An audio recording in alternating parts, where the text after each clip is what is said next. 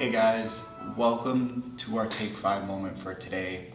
Today we're talking about arguments. We talked about this the previous weekend, and before we get into it, I just want to share a quick story to show you guys that arguments happen in everybody's family, okay?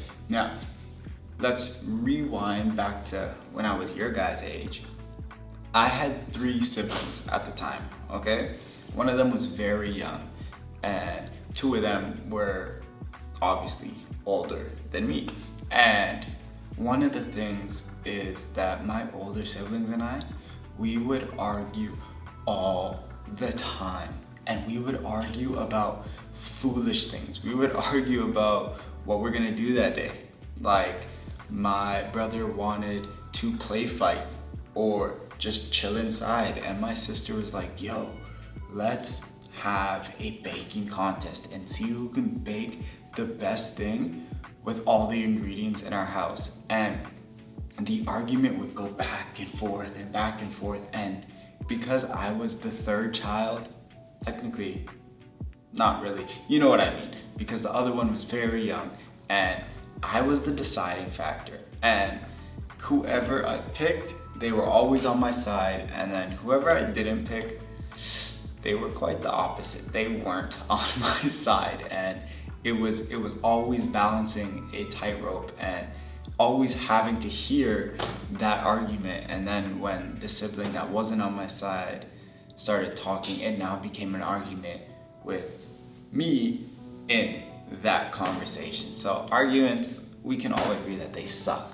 but the reality is they happen. Now, why am I telling you this? Well, like I stated earlier, whether you realize it or not, arguments happen all around us.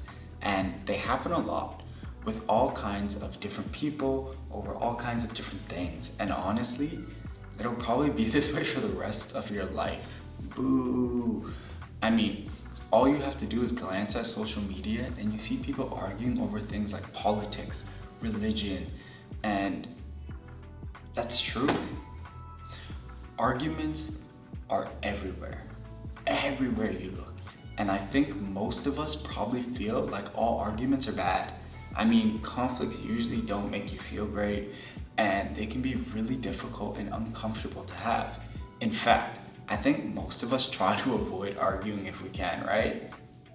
We may have strong opinions about things, but we don't argue them because we don't want to not fit in and not stand out. We don't want to offend anyone or make someone upset, but here's the thing, not all arguments are bad. Arguing can actually be good if it's done in a way that is healthy and respectful. That's why I think it's an important subject to talk about right now. Because if we don't learn how to argue in a healthy way, the quality of our relationships with our friends, our family members, and our teammates, even the people in our small group, and pretty much everybody we come in contact with, is on the line.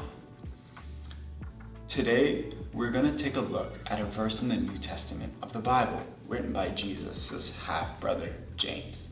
James wrote a letter to a group of Christians in the early church, and there's some wisdom that's an absolute game changer when it comes to how we can handle arguments. So come on, let's check it out. It says this, "My dear brothers and sisters, take note of this. Everyone should be quick to listen, slow to speak, and slow to become angry." James 1 verse 19. Now, I want you guys to notice the word James used here, everyone. So basically, James came out the gate saying, what I'm about to tell you, it's for everyone, not just the people I agree with, not just the people who think they're right, or not just the people with the biggest tempers or the most passionate voice. This is for all of us. Now, because James wrote this letter to people who were following Jesus, I think the instruction is even more powerful. The message is for everyone, but it's especially important for those of us who believe in Jesus. As a follower of Jesus, this is how we're supposed to communicate to other people. This is how we're supposed to argue.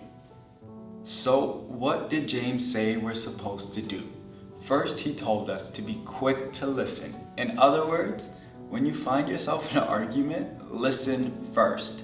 Do your best to hold off from speaking until you've actually made an effort to listen, to hear what the other person is saying.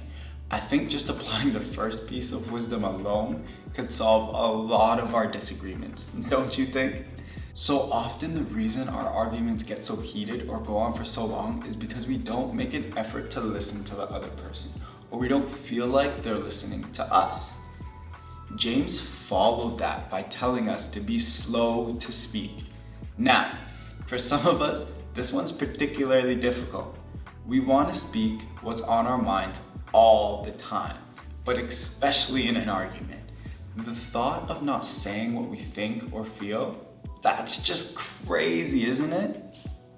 Now, listen, arguing happens. It's part of life, but how it turns out really depends on how we choose to handle it. So, the next time you find yourself in a position to argue, what would it look like for you to care more about the person you're arguing with than the point that you're trying to make? What would it look like for you to try some of what Jesus was talking about in that verse? To be quick to listen and slow to speak and slow to become angry. I think if you do, you'll find the way you argue and the way you feel will both change for the better. Of course, I know this isn't always easy, so try giving these few things a shot this week. 1, memorize this verse. Really commit James 1:19 to memory. Trust me, it's important. You want to have this in your brain ready to go the next time you find yourself about to argue. When you memorize it, you'll think of the verse first. It'll be a reminder of how you can handle your argument well. 2, apply it to someone. Think about the person in your world who needs you to actually follow James' instructions when it comes to arguing.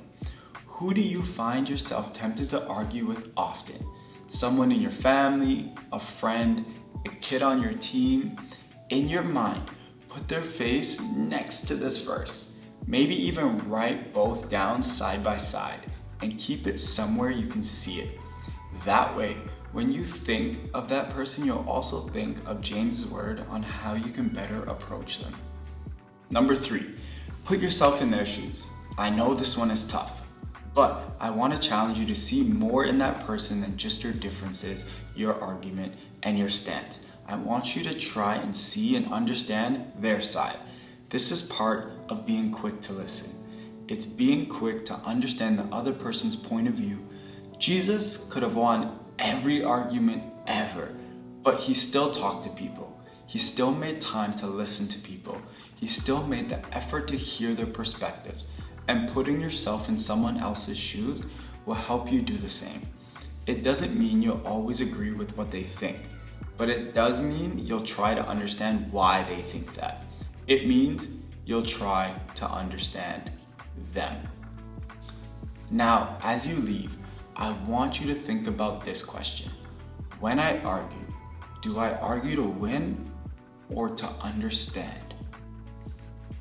Now, I'm glad that we are able to have this conversation, guys, and let our prayer be this as we leave today, that we would care more about the person that we're arguing with than the point that we're trying to make. So, in our week, this week, let's try that. Let's try to care more about the person that we're having a conversation with or an argument with more than trying to convey a point across. All right, guys, it's been amazing to have this conversation with you guys. Have a great weekend, and I'll see you guys on Sunday. Peace out.